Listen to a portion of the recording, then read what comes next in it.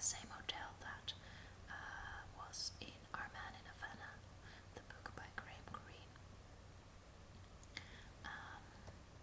This was the cathedral that was at the underside of our hotel. And here's another overview of this plaza. And we also went to this dolphin show, and they had dolphins and these animals that you can see in this picture. I don't know the English name of them. They could do some nice tricks. We also climbed a mountain there, and it was really nice, but it was extremely hot, so we were just so tired. This was, I guess, the only time that we really took a trip like this, and it was not even that long, but we were just exhausted at the end. And it was pretty amazing because at the top, we are at the top here, in this picture I mean, at first we had this beautiful view, but then suddenly all these clouds were coming up, and you can see them starting to come in on this picture, and it was like maybe 10 or 15 minutes, and we were just surrounded by clouds, and from one side you could just not see anything anymore. So it just shows, I mean, the whispering voice is always telling how fast the conditions of the weather can change in the mountains, and I knew that. I mean, I've been hiking in Europe a few times, and you know, I know to be prepared for that. I mean, I know it's important to do that, but I never really experienced something like this myself. And here was the first time that I really saw, like, whoa, it's changing so fast. But it was not dangerous or something because it was not raining, and we could just go down, and pretty soon we were beneath the clouds again, and we could just go back safely. Then the last day in Santiago de Cuba, we went to this fort or castle, I don't know, which was a little bit south of the city, for protection, obviously. And it was really beautiful because the sea was so beautiful, and the thing itself as well. So it was really nice to walk around there. Extremely hot again, of course. I don't know why this picture is here, but it's just another example of the cars they've got. This one is a taxi, obviously. Yeah, beautiful ones.